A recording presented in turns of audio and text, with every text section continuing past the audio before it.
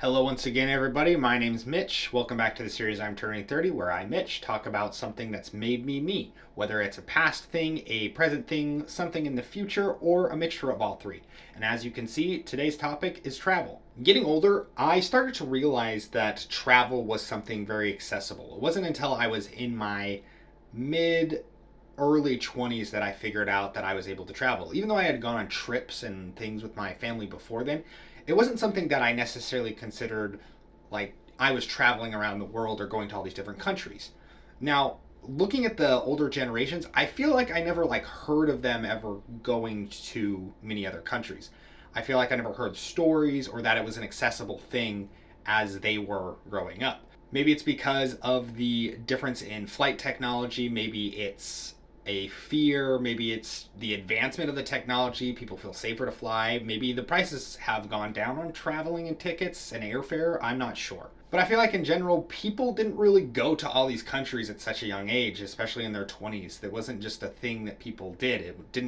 It wasn't ever presented as an option from people that I looked up to or authority figures in my life. They were never like, you can go to this other country to do this thing or learn this, or it was never just given to me, and I think a lot of other people's, as an option. Now, I've been to a fair amount of countries in my life. I wouldn't say obviously like a ton compared to some people, but I think a lot more than most people or more than your average person. The first time that I traveled out of country, I believe, was when I was 10, 11, 12, somewhere in that age range.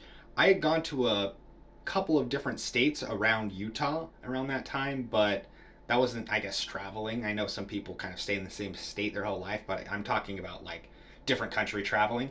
I went on a Caribbean cruise around that age. So I got to see a bunch of different Caribbean islands, the Cayman Islands, Belize, other places like that around in the Caribbean. And I don't remember a whole lot from that time period, but that was like the biggest trip that I ever went on. And even then, it wasn't necessarily visiting another country. It was, and like staying there, it was like, you're here in this country for 6 hours, and then you need to go back to the boat, and then we'll sail to another country and you'll be there for 6 hours, and eventually we'll go back to America. And that was my first experience with like traveling outside of the country. When I remember details about that first trip, I remember my parents talking about how expensive it was, and it was me, my sister, and my parents, and just about the amount of money and getting time off. Like, that's kind of what I remember. And then it was this very extravagant thing to do, and we were very lucky to kind of go on this thing because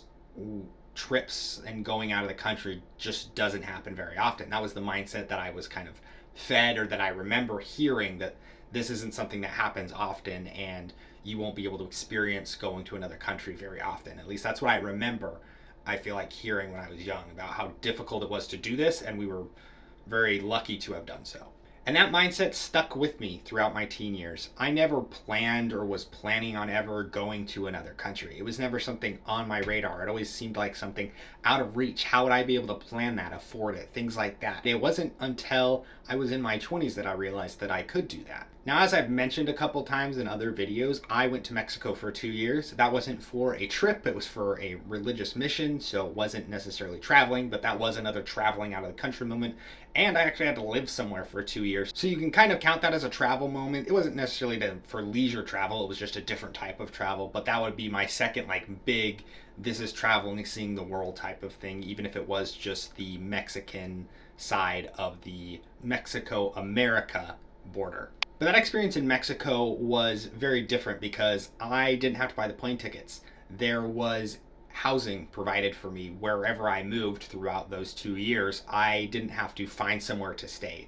There was no hostel looking, there was no hotel looking, there was no, you need to buy this stuff to upgrade the house because you know you're going to leave it in a certain amount of months. There was just never any of that kind of ingrained into my mind while I was in Mexico. Now, fast forward 2 years, or about 2 years after I had returned from Mexico, I was just scrolling the old social media one day.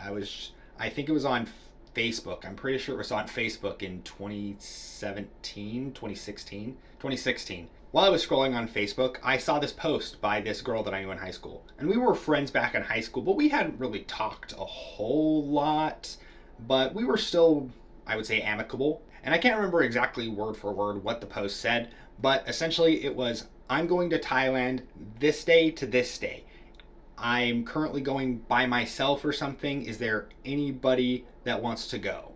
And I believe it was like a month and a half's notice before she left, more or less. When I saw that post, I was curious. I was like, she's just inviting just kind of whoever. And I saw that had comments on the video, and I was like, I wonder if anybody's like said yes, they want to go. And in the comments, I believe she provided further details to somebody else that inquired about it, about how much it would cost and things like that.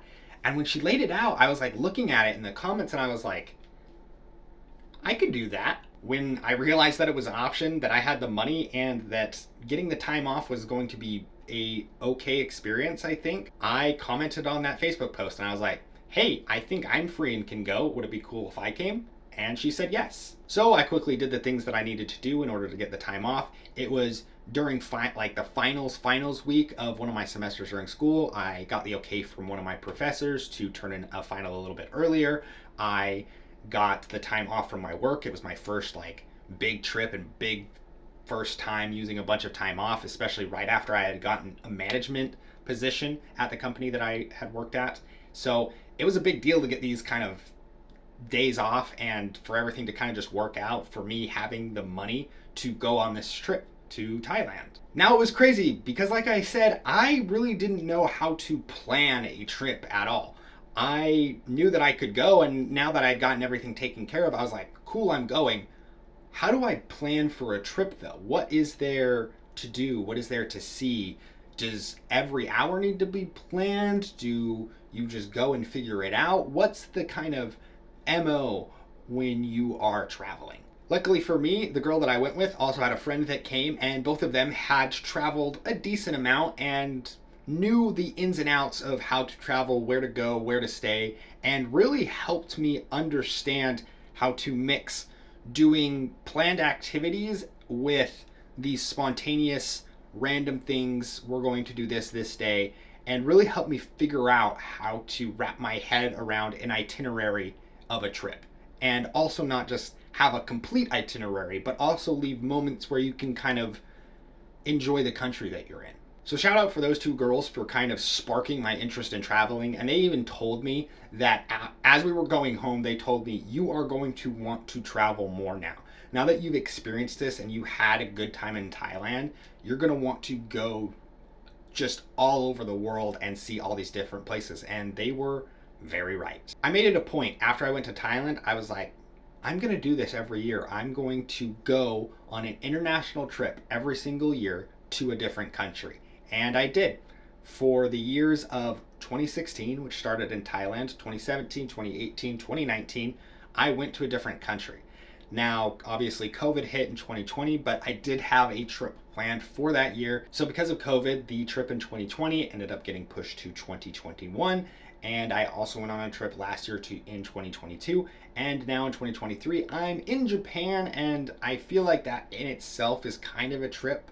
I didn't really go anywhere big this summer, and to kind of make up for not going on a trip like I usually do each year, instead, and as I mentioned, I believe in one previous video, I am going to be climbing Mount Fuji in a couple of weeks, or 2 or 3 or something like that. So while I may not be leaving the country that I'm living in for a big trip, I'm in a foreign country from my home country, and I'm going to a place in said country that I've never been, that I would say is a big deal for people to visit. If you're curious about all the countries I've been to, here they are: Belize, Mexico, USA, Cayman Islands, Costa Rica, Thailand, Japan, South Korea, the Czech Republic, Belgium, the Netherlands, China, and if you're counting airports, I've been to Germany. So in all, I believe that was 12 countries that I've been to. Genuinely, that first experience that I had in Thailand really changed my perspective around traveling. I realized that I was able to do it, and I successfully executed plans. While some trips were maybe more successful or you did more things during others, I feel like it was a very doable and easy and fun experience for different reasons in every single location that I visited. Now, if you're curious if you can travel, if you are like, Mitch, how did you do this? Are there any tips, tricks? I don't necessarily know if there's like a big tip or trick that I can give to you that hasn't been said by probably hundreds, if not thousands, of people on the internet already. The easiest way that I found for me was using my tax return to buy a ticket. Do your taxes as soon as possible in the year. If you are anything like me from ages 20 to now 29, I would use your tax return to buy the tickets. I would say do your taxes early in the year so you can have the best chance of buying and finding seats and tickets cheaply. The earlier you buy, the better chance there are better deals, or you having the money set aside for when better deals come, whether you're on some type of flying list or cheap flight lookout thing that Google has. If they send you an alert, there are ways for you, if you put the money aside from your tax return, if you live in the US, to travel with that money. Now, obviously, you need to get said tax return, so you do need to be working and have a job that will allow you this time off.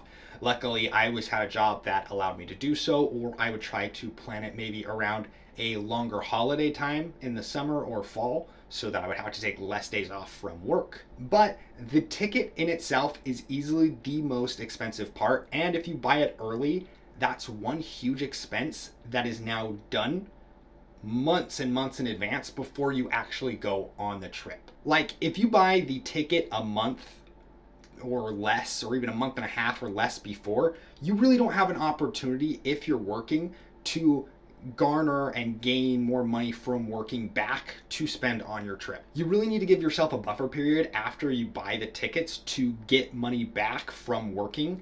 Even though you use your tax return, you can save up something now that the ticket is paid for. You don't have to worry about using the money from your job or from working or from whatever to get the ticket, because you've used your tax return on the ticket, or at least a large portion of the ticket. And again, this is just how I did it. I don't know how much everybody makes. I don't know if you get tax returns. I don't know your individual situation. But for me, if I got a tax return, it would cover most, if not all, of my tickets. Especially when I was a student, there was some type of credit, American Education Credit or something like that. When you fill out your tax return, you get $2,500 per year towards your tax return as a student for 4 years.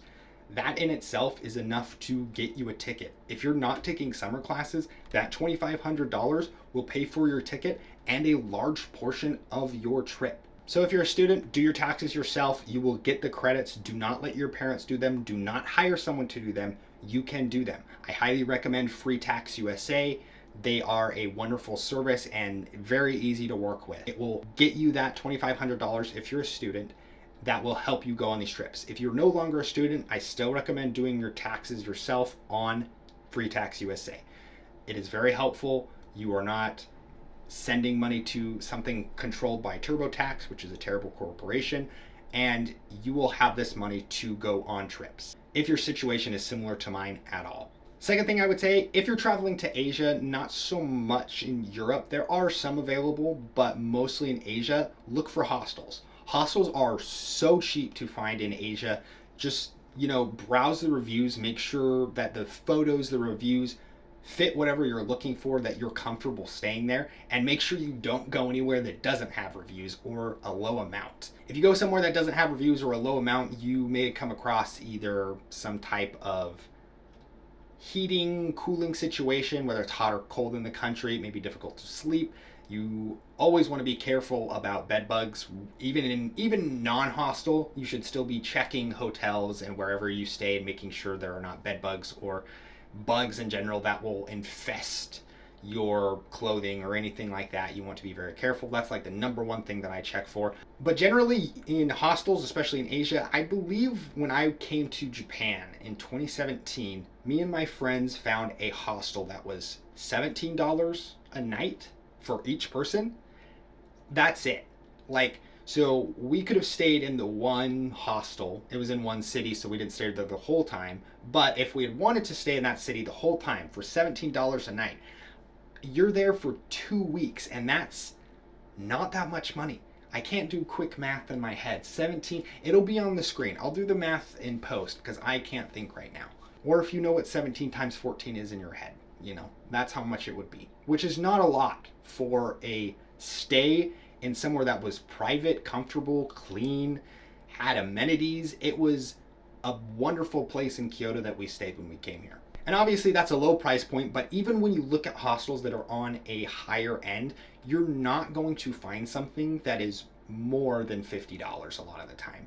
You are going to find something that is under $50 per night, which is way less or on par with Airbnbs or low-star hotels. Now again, this is just what worked for me. Maybe you really need a certain sense of privacy. Maybe you really want to stay at a nicer place, a nicer hotel.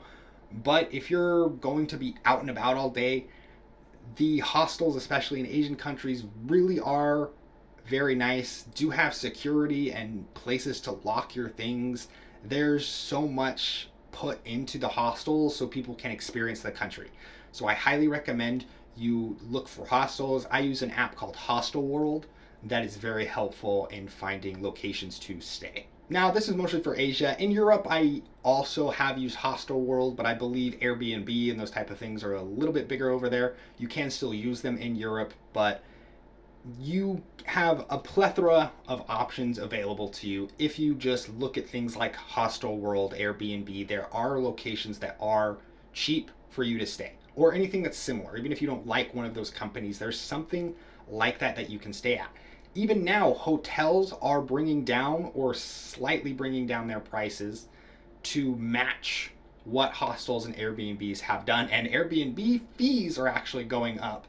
So hostels, I think, are even in better solution because those have generally stayed the same. So look for a hostel first, and if you can't find one that suits your fancy, look for something else that fits your needs. And this is the last thing I'm going to say tip-wise, and I'm not even sure necessarily how true it is anymore because I've seen that people have said it's changed, but at least for me, it's been the most helpful. Use Google Flights to find a flight that is the best for you. They have a range of prices. You can check months down the line. They check all the airlines. You don't have to book through a travel agency. It is just directly from them and usually gives you the cheapest flights. I've seen reports that it no longer gives you the cheapest flights or it gives you maybe a weird route, but that's kind of what I always do. Is Google Flights has always been the best solution in order to get from one country to another if you're kind of trying to figure out where you should buy tickets for flights. Other than that, try to plan slightly for your trip, but leave moments where you can kind of walk into a random restaurant, walk by a random temple and be like, I want to check this place out. Walk by a castle and see it in Europe. There is so much to see in a country that is not your home country that you will be fascinated by, and you don't need a plan to go there. Just put time in your schedule to just walk around, see something interesting, and be like, I want to do that, let's do it. I know that there's a lot to do and see in each country, and don't forget, if you really love that country, you can come back and experience something that you feel like you missed. You don't have to just go to that country one time and then never go back again. It is an option to go back and using these exact same methods that I mentioned and seeing those things. And if not, don't feel sad about something that you missed. Think about all these things that you were able to do in the country. Thinking back on each of my trips, I'm sure that there was something that I wanted to do or wanted to eat even, or things that I missed out on. And thinking back on it now, I just don't really remember missing out on a specific thing because I set time aside to do spontaneous things as well as see the big maybe tourist attractions that people want to see. Having a mixture of both really puts you in a good place because you're like, oh, I saw the Tokyo Sky Tree, but I also went to this super unique ramen shop that had this crazy good ramen on a random day where I just wanted ramen. I went to this random bar and I talked with a bartender in Japan and we used Google Translate to talk back and forth to each other. Those are just like some random memories that I had. It's just like you'll remember the good times. You won't remember what you missed out on doing. You don't need to have all these plans and think that I need to be at all these places. You will enjoy the time that you have traveling if you leave time to do spontaneous things as well as the big planned things that you really, really want to see that are at the top of your priority list. And yeah, that's it. Get out there and travel, kids. In the future, I hope to travel to more Asian countries in the next like year or so. The flights are much cheaper while I'm here in Japan, so I'm hoping that I can visit some of the bigger cities in China and go to Vietnam and go to South Korea again and try those things because the flights are much cheaper while I'm living here. So that's what travel looks like for me in my near future, and even in the distant future. I hope to travel to somewhere unique every single year of my life. I've had like a rough goal of trying to visit every single continent before I turn 40. I think that would be an interesting goal to have, and not sure how feasible, especially getting to Antarctica, but I feel like that would be something interesting to do and try. Let me know if you think that would be an interesting goal down in the comments below. But yeah, that's going to be it for this week, guys. Thanks for tuning in once again to the series I'm Turning 30. I hope you look forward to the video next week, as I post every single week at the exact same time. So if you need that comment, click that subscribe button. I am coming back every single week to post a new video for you, talking about random shit. Even if it's background noise for you, I really appreciate you tuning in and giving me your time, maybe attention, and energy. Thanks once again, and I'll see you guys later. Peace.